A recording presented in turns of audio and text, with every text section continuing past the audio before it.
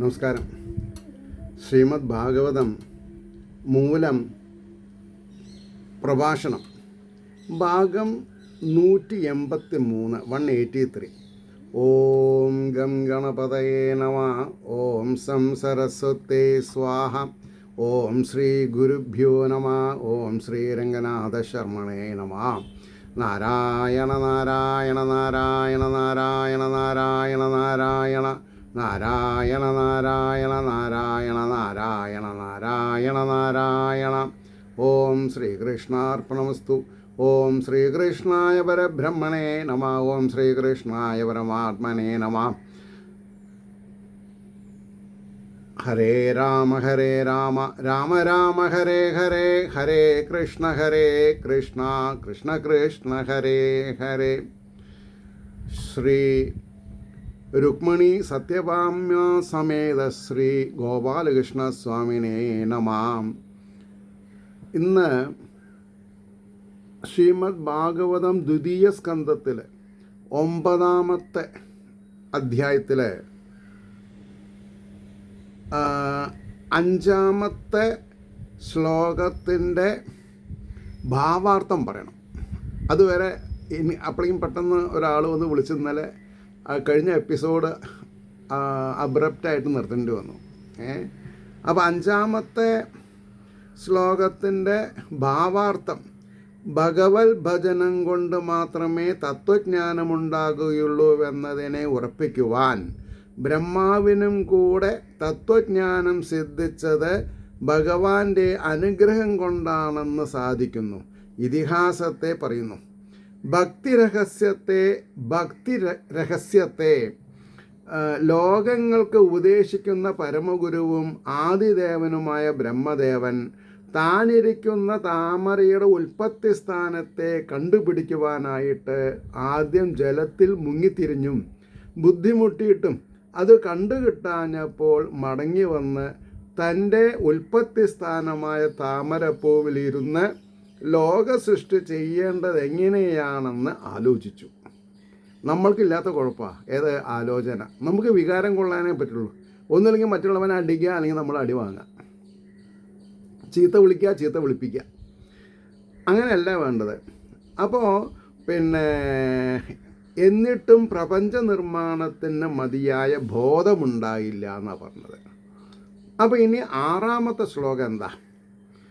സചിന്തയൻ ദൃക്ഷരമേകതാം ഭസ്യുപാസൃണോ ദീർഘതിദം ഭജോ വിഭു സ്പർശേഷു യൽ ഷോഡശമേകവിംശം നിഷ്കിഞ്ചനാനാം നൃപയദ്ധനം വിധു. സചിന്തയൻ ദൃക്ഷരമേകതാം ഭസ്യുപാസൃണോ ദീർഘതിദം ഭജോ വിഭു സ്പർശേഷു യൽ ഷോഡശമേകവിംശം നിഷ്കിഞ്ചനാനാം നൃപയദ്ധനം വിധു. അതിൻ്റെ വാക്കാർത്ഥം പറയുമ്പോൾ, പ്രഭുവായ ബ്രഹ്മാവ് ആലോചിക്കുന്നവനായിട്ട് ഒരു ദിവസം 2 പ്രാവശ്യം പറയപ്പെട്ടതായ 2 അക്ഷരമുള്ള വാക്കിനെ ജലത്തിൽ സമീപത്ത് കേട്ടു. ഏ രാജാവേ, സ്പർശങ്ങളിൽ 16-ാമത്തേതും 21-ാമത്തേതും അക്ഷരം ചേർന്നതായ യാതൊരു വാക്കിനെ, അതായത് ആൽഫബറ്റിൽ 16-ാമത്തെയും 21-ാമത്തെയും അക്ഷരങ്ങൾ ചേർന്നതായ യാതൊരു വാക്കിനെ നിർധനന്മാരുടെ മുതലെന്ന് അറിയുന്നു. നിർധനന്മാരെന്ന് പറഞ്ഞാൽ ധനമില്ലാത്തവൻ്റെ മൂലധനാണ് തപസ്. തപ.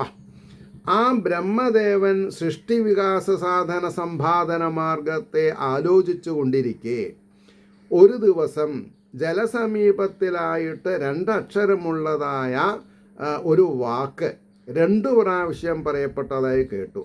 ആ വാക്ക് ഏതെന്നാൽ സ്പർശങ്ങളിൽ കാ മുതൽ മാ വരെയുള്ള 25 അക്ഷരങ്ങളിൽ 16-ാമത്തേതായ തകാരവും 21-ാമത്തേതായ പകാരവും കൂടിച്ചേർന്ന വാക്കാകുന്നു. അപ്പോൾ തപ എന്ന് കിട്ടും. നമുക്കത് ഇഷ്ടമല്ല, ചൂടാണ് അല്ലേ. തപസ് ചെയ്യാൻ നമുക്ക് താല്പര്യമില്ല. ഫാനും എയർ കൂളറും എ സി ഇല്ലാണ്ട് നമുക്ക് പറ്റില്ല. അവിടെയാണ് തകരാറ്. അപ്പം മനസ്സിന് കാലാന്തരത്തിൽ എ സിയുടെ ഗുണം കിട്ടണമെങ്കിൽ ആദ്യം കുട്ടിക്കാലത്ത് തപസ് ചെയ്യണം. തപസ് എന്ന് പറഞ്ഞാൽ അനുഷ്ഠാന ചാതുര്യത എന്ന് പറയാം. അനുഷ്ഠാനത്തിലുള്ള ചാതുര്യത, അതാണ് നമ്മൾ ഉയർത്തുന്നത്. അപ്പോൾ തന്നോട് ഉപദേശിക്കുന്നതായി കേട്ടു എന്ന് സാരം. തപസ് ചെയ്താലും എന്നർത്ഥമുള്ള ആ വാക്കിനെ പ്രാപഞ്ചികമായ എല്ലാ ധനത്തെയും ഉപേക്ഷിച്ചവരുടെ we will be compelled, we will be forced. എന്തിന്?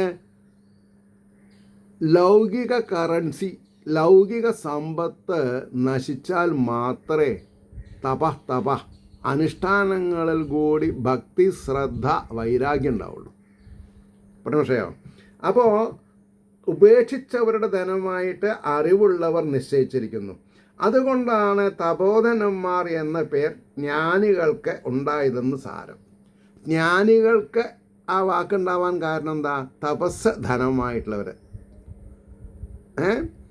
എന്നിട്ട് വിഷയസുഖ സാധനങ്ങളെ എല്ലാം വെടിഞ്ഞ് തപസ് ചെയ്യുന്നവർ സർവവുമായി വിളങ്ങുന്ന ഭഗവാനെ പ്രാപിക്കും, അല്ലാത്തവർ പ്രാപിക്കില്ല. അപ്പം ഇനി നമ്മൾ ആരാവണമെന്ന് നമ്മൾ ആലോചിച്ചാൽ മതി. അതാണ് നാശമില്ലാത്ത ധനം എന്ന് സാരം. അതിൻ്റെ വലിയൊരു എന്താ പറയുക, പ്രയോഗശാസ്ത്രത്തിൽ വിജയം കണ്ട ആളാണ് കുചേലൻ. കുചേലൻ ഇന്ദ്രതുല്യനായ ധനവാനാവാൻ, കുബേരതുല്യനായ ധനവാനാവാൻ കാരണം നിഷ്കാമകർമ്മത്തിൽ കൂടെ ഭഗവാനെ ഭജിച്ചു. നമുക്കത് പറ്റുമോ? ഇപ്പോൾ അതാ കുചേലധനം ബുധനാഴ്ച തൊട്ട് വരുന്നു തോന്നുന്നു, ഡേറ്റ് എനിക്ക് ഓർമ്മയില്ല. എനിക്ക് എല്ലാ ദിവസവും കുചേലദിനാണ്. അതുകൊണ്ട് എനിക്ക് ശാന്തമുണ്ട്, സമാധാനമുണ്ട്. അടുത്ത ശ്ലോകം 7. നിശമ്യത വക്തൃതിദൃക്ഷയാദിശോ വിലോക്യ തത്രാന്യത പശ്യമാന സ്വധിഷ്ണമാസ്ഥായ വിമൃശ്യ തദ്ധിതം തപസ്യുപാദിഷ്ട ഇവാധതേ മനാ. നിശമ്യതൃദിദൃക്ഷയാദിശോ വിലോക്യ തത്രാനൃത പശ്യമാന സ്വധിഷ്ണ്യമാസ്ഥായ വിമൃശ്യ തദ്ധിതം തപസ്യുപാദിഷ്ട ഇവാധതേ മനാ. അപ്പോൾ പറഞ്ഞു, കേട്ടിട്ട് അതിൻ്റെ വക്താവിനെ ദർശിപ്പാനുള്ള ആഗ്രഹത്താൽ ദിക്കുകളെ നോക്കിയിട്ട് അവിടെ മറ്റൊന്നിനെ കാണാത്തവനായിട്ട് തൻ്റെ സ്ഥാനത്തെ അധിവസിച്ചിട്ട് അതിനെ കാര്യം സാധിപ്പാനുള്ള മാർഗമായിട്ട് ഉപദേശിക്കപ്പെട്ടവനെന്ന പോലെ ആലോചിച്ചിട്ട് തപസ്സിൽ മനസ്സിനെ ധരിച്ചു. അത് ആദ്യം കൂട്ടിയിട്ട് ഞാൻ പറയാറില്ലേ, അന്നന്ന് വരുന്ന എന്താ പറയുക, അന്നന്ന് വരുന്ന ഗുണദോഷങ്ങളെ ഈശ്വരൻ്റെ വരദാനാണെന്ന് വിചാരിച്ചാൽ മതി. എന്നാൽ നമുക്ക് രക്ഷയായി. അല്ല, ഞാൻ വിചാരിച്ച കൂട്ടത്തിൽ തന്നെ വരാൻ പാടുള്ളൂ എന്ന് പറഞ്ഞാൽ നടക്കുന്ന കാര്യമല്ല. അപ്പോൾ തപസ് ചെയ്താലും എന്നർത്ഥമായ തപ എന്ന വാക്കിനെ കേട്ടപ്പോൾ ആ വിധം പറഞ്ഞതാരെന്ന് കണ്ടുപിടിപ്പാനുള്ള ആഗ്രഹത്താൽ 4 ഭാഗത്തും നോക്കി.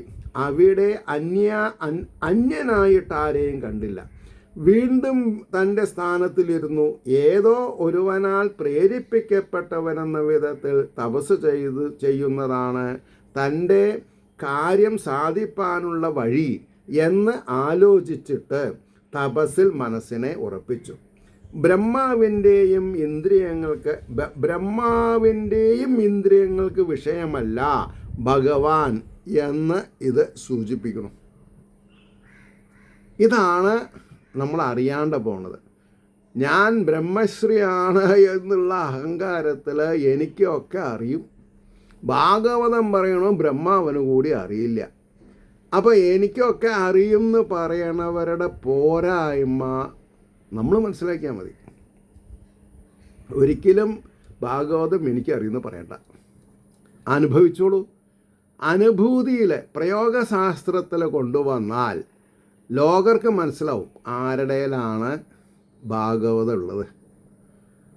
ആര് ഭഗവാനെ വധിച്ചിട്ടില്ല? ആര് ഭഗവാൻ പറഞ്ഞതിൽ താൽപരന്മാരായി ജീവിക്കുന്നു എന്ന് മനസ്സിലാക്കാൻ സാധിക്കും. അടുത്ത ശ്ലോകം: ദിവ്യം സഹസ്രാബ്ധമമോഘദർശനോ ജിതാനിലാത്മാ വിജിതോ ഭയേന്ദ്രിയ അതപ്യത സ്മാഹിലലോകതാപനം തപസ്തപീയാം സ്തപതാം സമാഹിതാം. ദിവ്യം സഹസ്രാബ്ധമമോഘദർശനോ ജിതാനിലാത്മാ വിജിതോ ഭയേന്ദ്രിയ അതപ്യതസ്മാഖിലലോകതാപനം തപസ്തപീയാം സ്തപതാം സമാഹിതാം.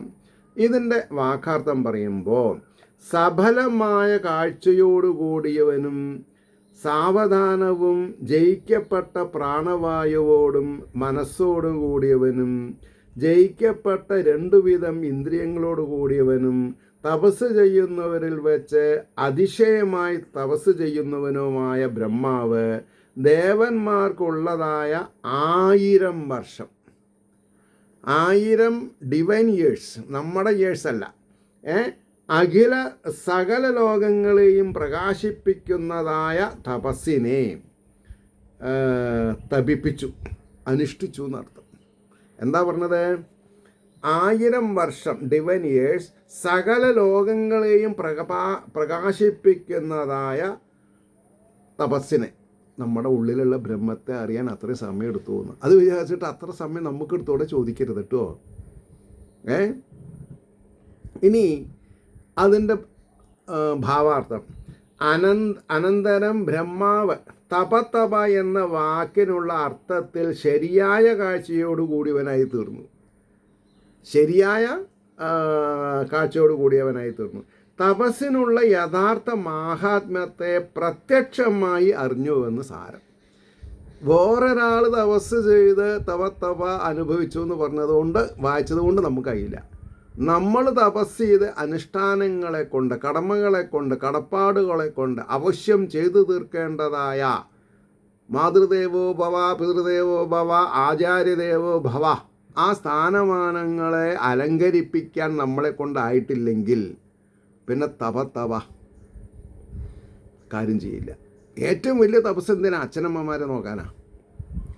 അച്ഛനമ്മമാരെ നോക്കാത്ത തപസ് വില പോവില്ല. അപ്പോൾ അതുകൊണ്ട് തപസ് ചെയ്യുവാനൊരുങ്ങി പ്രാണവായുക്കളെയും മനസ്സിനെയും അടക്കി ചലിക്കാതെ നിർത്തി ജ്ഞാനേന്ദ്രിയങ്ങളായ നേത്രാദികളെയും കർമ്മേന്ദ്രിയങ്ങളായ വാഗ്വാദികളെയും അതാതിൻ്റെ വിഷയങ്ങളിൽ നിന്ന് ഉപസംഹരിച്ചു, അതായത് വിഡ്രോ ചെയ്തു. തപസ് ചെയ്യുന്നവരിൽ വെച്ച് അതിശയമായി തപസ് ചെയ്യാൻ അറിവുള്ള ബ്രഹ്മാവ് സകല ലോകങ്ങളെയും തൻ്റെ ഹൃദയത്തിൽ പ്രകാശിപ്പിക്കത്തക്ക വിധം പരിശുദ്ധമായ തപസ് 1000 ദിവ്യവർഷകാലം അനുഷ്ഠിച്ചു. എല്ലാ ലോകങ്ങളെയും സ്വന്തം ഹൃദയഗഹ്വരത്തിൽ പ്രകാശിപ്പിക്കാൻ നമ്മുടെ ആത്മാവിന് സാധിക്കും. അപ്പോൾ പിന്നെ കാഴ്ച കാണാൻ പോകണമെന്ന് തോന്നുമോ? ഇല്ല. ദൃക്കുകളെ അനുസന്ധാനം ചെയ്യുക, ദൃക്കിനെ അനുസന്ധാനം ചെയ്യുക, ദൃശ്യത്തിൽ ഭ്രമിക്കാതെ കണ്ടിരിക്കുക. ദൃശ്യത്തിൽ ഭ്രമണമുള്ളിടത്തോളം കാലം ദൃക്കിനെ അനുസ്മരിക്കാൻ നമ്മളെ കൊണ്ട് സാധിക്കാണ്ട് വരും.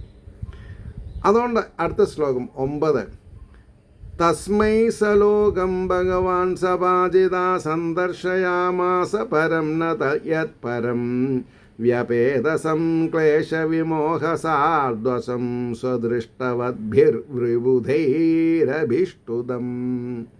തസ്മൈ സ്വലോകം ഭഗവാൻ സപാജിത സന്ദർശയാമാസ പരം ന യത് പരം വ്യാപേദസം ക്ലേശവിമോഹസാദ്വസം സദൃഷ്ടവദ്ഭിർവിബുധൈരഭിഷ്ടുതം. പൂജിക്കപ്പെട്ട ശ്രീനാരായണൻ അവനായിക്കൊണ്ട് ശോഭനമായ പുണ്യമുള്ള ദേവന്മാരാൽ സ്തുതിക്കപ്പെടുന്നവനും ഉത്കൃഷ്ടമായതും അതിനേക്കാൾ ഉത്കൃഷ്ടമായ അന്യസ്ഥാനമില്ലാത്തതും നിശേഷം നശിച്ചിരിക്കുന്ന താപങ്ങളോടും വിമോഹത്തോടും ഭയത്തോടും കൂടിയതുമായ സ്വകീയ ലോകത്തെ നന്നായിട്ട് കാട്ടിക്കൊടുത്തു. ആരെ? ഭഗവാൻ കാട്ടിക്കൊടുത്തു, എല്ലാ ലോകത്തെയും കാട്ടിക്കൊടുത്തു. അതിൻ്റെ ഭാവാർത്ഥം പറയണു.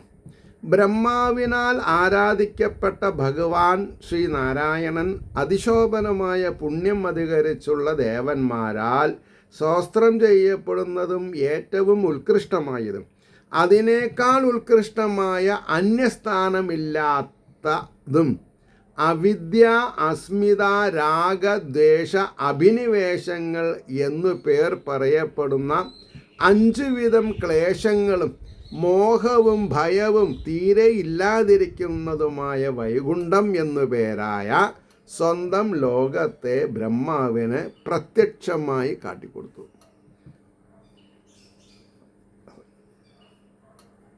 സ്പഷ്ടമായിട്ട് കാണിച്ചു കൊടുത്തു എന്ന് പറഞ്ഞു. എന്ന് പറഞ്ഞാൽ 5 വിധം ക്ലേശങ്ങളും അത് സ്ഥാനമില്ലാതെ അവിദ്യ, അസ്മിത, രാഗദ്വേഷം, അഭിനിവേശങ്ങൾ എന്ന് പേർ പറയുന്ന അപ്പോൾ ഈ 5 വൈകുണ്ഠം എന്ന് പറഞ്ഞാൽ ചിത്തം, ചിതാകാശുകയിലാണല്ലോ ചൈതന്യം ഇരിക്കുന്നത്. അതിൻ്റെ ടോട്ടാലിറ്റിയിൽ വൈകുണ്ഠമായിട്ട് കാണിച്ചു കൊടുത്തു. അപ്പോൾ പിന്നെ ബ്രഹ്മാവിന് ധൈര്യമായിട്ട് പറയാം, ബ്രഹ്മം എന്നുള്ളത് ഉള്ളിലാണ്, ചിതാകാശ ഗുഹയാണ് വൈകുണ്ഠം. അതാണ് അഹം ബ്രഹ്മാസ്മി എന്ന് നമ്മൾ മനസ്സിലാക്കണം. അടുത്ത ശ്ലോകം 10. പ്രവർത്തതേ യത്ര രജസ്തമസ്തയോ സത്വം ച മിശ്രം ന ച കാലവിക്രമം ന യത്ര മായാ കിമുദാ പരേ ഹരേർ അനുവ്രത യത്ര സുരാസുരാർച്ചിതാഃ. പ്രവർത്തതേ യത്ര രജസ്തമസ്തയോ സത്വം ച മിശ്രം ന ച കാലവിക്രമം ന യത്ര മായാ കിമുദാ പരേ ഹരേർ അനുവ്രത യത്ര സുരാസുരാർച്ചിതാഃ.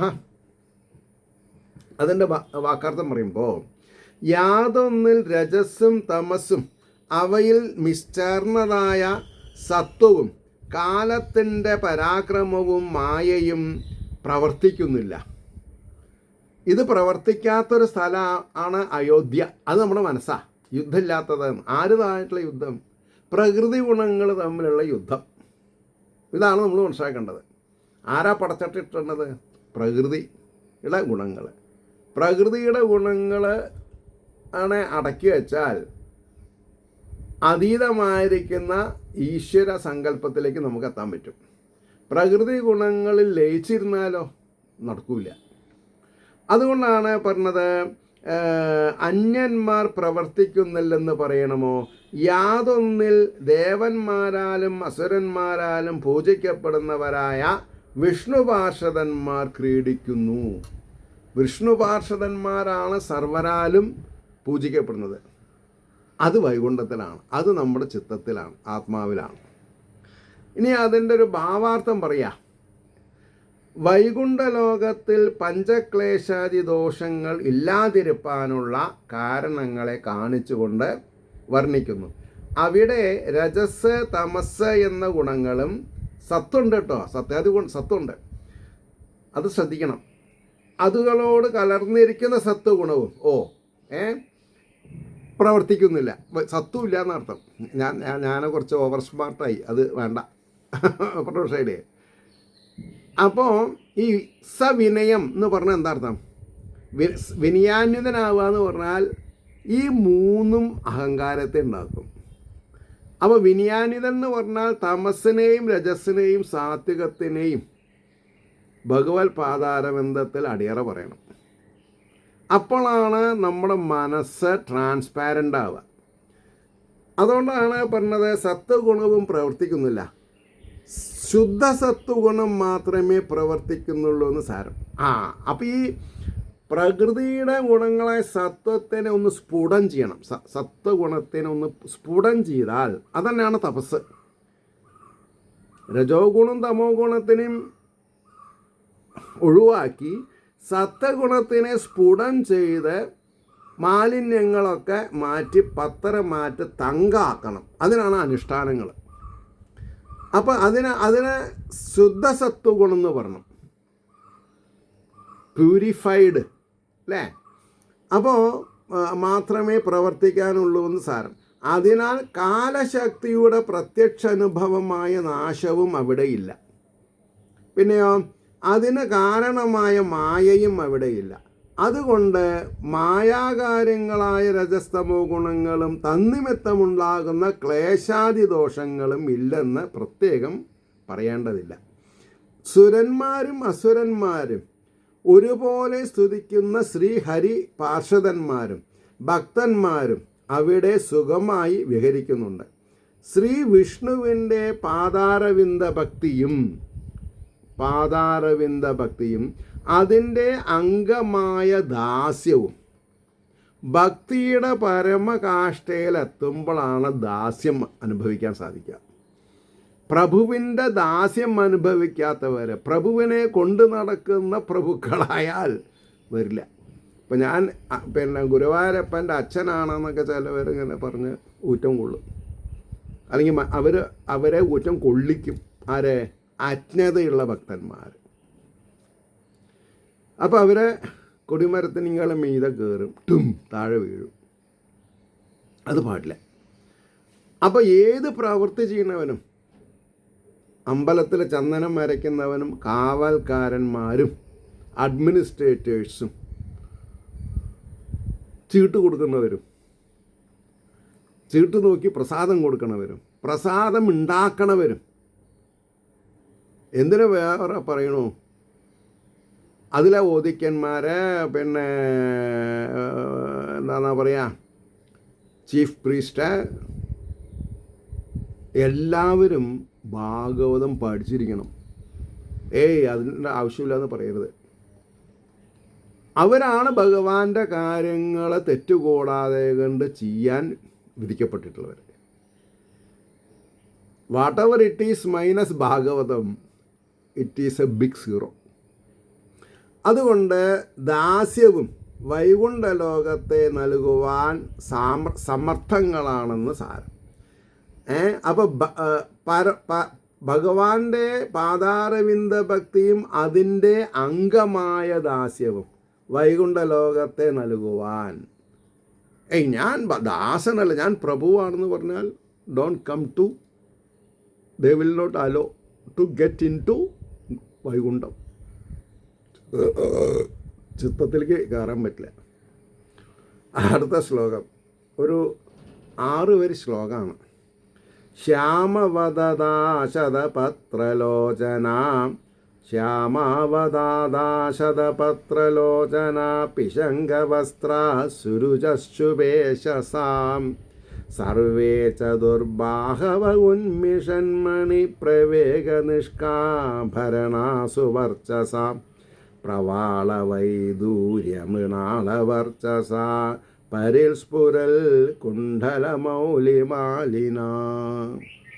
ശ്യാമാവദാശതപത്രലോചന പിശങ്കവസ്ത്രാസുരുചശുഭേശസാ സർവേ ച ദുർബാഹവ ഉന്മിഷന്മണി പ്രവേഗനിഷ്കാഭരണാസു വർച്ചസാം പ്രവാളവൈദൂര്യമൃണാളവർച്ചസാം പരിസ്ഫുരൽ കുണ്ഡലമൗലിമാലിനാം.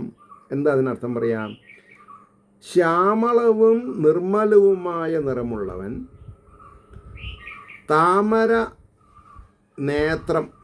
താമരദള നേത്രം, മഞ്ഞ നിറമുള്ള വസ്ത്രത്തോടു കൂടിയവൻ, ശോഭനമായ കാന്തിയുള്ളവൻ, അതിസൗന്ദര്യമുള്ളവൻ, എല്ലാവരും 4 കൈകളുള്ളവർ, പ്രഭ അധികമുള്ള വിശിഷ്ട രത്നങ്ങൾ കൊണ്ടുള്ള പതക്കമെന്ന ആഭരണം കഴുത്തിൽ ധരിച്ചവരെ, എവിടെ? വൈകുണ്ഠത്തിൽ. ശോഭനമായ തേജസ്സുള്ളവരെ, പവിഴം വൈഡൂര്യം എന്ന രത്നം, താമരത്തണ്ട് ഇവയുടെ കാന്തി കലർന്നവരെ, അത്യന്തം ശോഭിക്കുന്ന കർണാഭരണങ്ങളും മൗലിമാലകളും ഉള്ളവർ എന്നാണ് വാക്കിൻ്റെ അർത്ഥം വന്നത്. ഇനി അതിൻ്റെ ഭാവാർത്ഥം പറയുമ്പോൾ രജസ്തമോ ഗുണങ്ങളും മായയും അവിടെ പ്രവർത്തിക്കാത്തതിനാൽ അവിടെയുള്ള വിഷ്ണു പാർഷദന്മാരിലും ഭക്തന്മാരിലും പ്രത്യക്ഷമായി കാണപ്പെടുന്ന ശുദ്ധസത്വ സ്വരൂപത്തെ വിവരിക്കുന്നു. അവരെല്ലാവരും ശ്യാമളവും നിർമ്മലവുമായ നിറമുള്ളവർ, താമരതളം പോലെയുള്ള കണ്ണുകളുള്ളവർ, മഞ്ഞവസ്ത്രം ധരിച്ചവർ, മനോഹരമായ കാന്തിയുള്ളവർ, ഏറ്റവും സൗന്ദര്യമുള്ളവർ, 4 കൈകളുള്ളവർ, ഏറ്റവും പ്രഭയുള്ള രത്നങ്ങൾ പതിച്ച പതക്കം മുതലായ സ്വർണ്ണാഭരണങ്ങളെ ധരിച്ചവരെ, അധികരിച്ച തേജസ്സുള്ളവരെ, പവിഴം, വൈഡൂര്യം, താമരത്തണ്ട് മുതലായവയുടെ കാന്തി പോലെ മാർദ്ദവം, പ്രകാശം, മനോജ്ഞത എന്നീ ഗുണങ്ങൾ അധികരിച്ചിട്ടുള്ളവരെ, അധികം ശോഭിക്കുന്ന കർണാഭരണങ്ങൾ, ശിരസിൽ തിരുമുടിമാലകൾ ഒക്കെ ധരിച്ചിട്ടുള്ളവരാണ് വൈകുണ്ഠവാസികൾ. അടുത്ത ശ്ലോകം 12. ബ്രാജിഷ്ണുഭിര്യ പരിതോ വിരാജതേ ലസദ് വിമാനാവലിഭിർമഹാത്മനാം വിദ്യോതമാന പ്രമദോത്തമാദ്യുഭി സവിദ്യുതഭ്രാവലിഭിര്യധാനഭാം. ബ്രാജിഷ്ണുഭിര്യ പരിതോ വിരാജതേ ലസത് വിമാനാവലിഭിർമഹാത്മനാം വിദ്യോതമാന പ്രമദോത്തമാദ്യുഭി സവിദ്യുത ഭ്രാവലിഭിര്യദാനഭാം. അപ്പോൾ പറയുന്നു വാക്കാർത്ഥം, ഏറ്റവും പ്രകാശിക്കുന്ന മഹാത്മാക്കളുടെ പ്രകാശമാനങ്ങളായ വിമാനനിരകൾ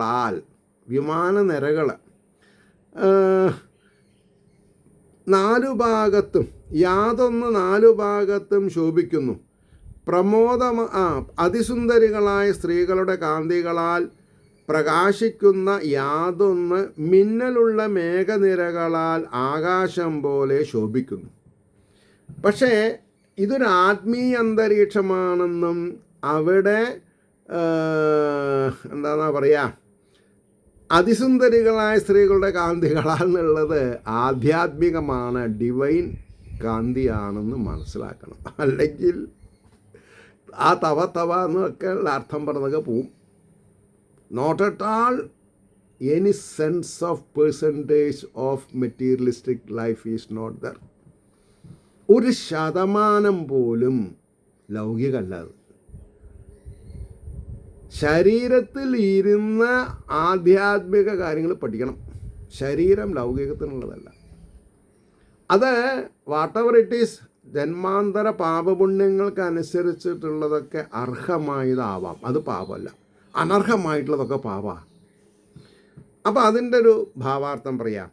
വിഷ്ണു പാർഷദന്മാരെ വർണ്ണിച്ച ശേഷം വീണ്ടും വൈകുണ്ഠ ലോകത്തെ വർണ്ണിക്കുന്നു. ആ ലോകം മഹാത്മാക്കളുടെ പ്രകാശമുള്ള വിമാനങ്ങളാൽ 4 ഭാഗത്തും പ്രഭയോടുകൂടിയതാകുന്നു. ഉത്തമ സ്ത്രീ വെറും സ്ത്രീകളല്ല, ഉത്തമ സ്ത്രീകൾ എന്ന് തന്നെ പറയണം, ഔന്നിത്യത്തിലുള്ളവർ. ഉത്തമ സ്ത്രീകളുടെ കാന്തികളാൽ ആ ലോകം മിന്നൽ പ്രകാശമുള്ള മേഘനിരകളാൽ ആകാശമെന്ന പോലെ വിളങ്ങുന്നു എന്നാണ് പറഞ്ഞത്. ഇനി 13ാമത്തെ ശ്ലോകം. ശ്രീര്യത്ര രൂപിണ്യുരുകായ പാദയോ കരോതിമാനം ബഹുധാ വിഭൂതിഭി പ്രേംഘം ശ്രിതായ കുസുമാകരാനുഗൈർവിഗീയമാന പ്രിയകർമ്മ ഗായതി. ശ്രീര്യത്ര രൂപിണ്യുരുകായ പാദയോ കരോതിമാനം ബഹുധാ വിഭൂതിഭി പ്രേംഘം ക്ഷിതാ യാ കുസുമാകരാനുഗൈർ വിഗീയമാന പ്രിയകർമ്മ ഗായതി. യാതൊന്നിൽ അതിസൗന്ദര്യവതികളായ മഹാലക്ഷ്മി ഭഗവത് പാദങ്ങളിൽ നാനാ വിഭവങ്ങൾ കൊണ്ട് ബഹുപ്രകാരത്തിൽ പൂജയെ ചെയ്യുന്നു.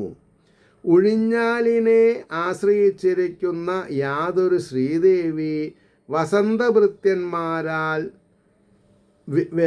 വിവിധം ഗാനം ചെയ്യപ്പെടുന്നവളായിരുന്നിട്ടും പ്രിയൻ്റെ കർമ്മത്തെ പാടുന്നവളായിരിക്കുന്നു. അതായത് പാട്ടിൻ്റെ സൗരഭ്യം, മണം, അല്ലെങ്കിൽ അതിൻ്റെ ഒരു ഭദ്രത എന്താ ഈശ്വരനെ പറ്റിയിട്ടുള്ളതാണ്. പാട്ടാണ് ഇനി. അപ്പോൾ അതിൻ്റെ ഭാവാർത്ഥം നോക്കാം. അവിടെ അതിസൗന്ദര്യവതികളായ ലക്ഷ്മി ദേവി വേദങ്ങൾ തന്നെ മൂർത്തികളെ ധരിച്ച് സ്തോത്രം ചെയ്തുകൊണ്ടിരിക്കുന്ന ഭഗവാന്റെ പാതാരവിന്ദങ്ങളിൽ ബഹുവിധ വിഭവങ്ങളെ കൊണ്ട് പൂജിക്കുന്നു എന്നാ. ഊഞ്ഞാലിൽ ഇരിക്കുന്ന ആ ശ്രീദേവിയെക്കുറിച്ച് വസന്ത ഋതുവിൻ്റെ അനുഗാമികളായ കുയിൽ, കിളി, വണ്ട് മുതലായവ സ്തോത്രം ചെയ്യുന്നുവെങ്കിലും ശ്രീ ഭഗവതി സ്വഭർത്താവായ പരമപുരുഷൻ്റെ വൈഭവങ്ങളെ പാടിക്കൊണ്ടിരിക്കുന്നു. പരമ എന്നാണ് കേട്ടോ. പരസ്ത്രീകളുടെ പുരുഷത്വമല്ല അർത്ഥം. പരമ, ദി സുപ്രീം. അവിടെ നിർത്താം. കാരണം ഇനി 14, 15, 16 കൂടി ഒന്നിച്ച് പോവും. അപ്പോൾ നമ്മുടെ ടൈം ഷെഡ്യൂൾ തെറ്റും. മനസ്സിലായില്ലേ? ഏവർക്കും ശ്രീ ഹരിയുടെ അനുഗ്രഹാശസ്സുകൾ നിർലോഭം ഉണ്ടാവട്ടെ എന്ന് പ്രാർത്ഥിക്കുന്നതിനോടൊപ്പം ലോകാസമസ്ത സുഖിനോ ഭവന്തു ആയിരിക്കട്ടെ നമ്മുടെ പ്രാർത്ഥന. നമസ്കാരം. നാളെ കാണാം.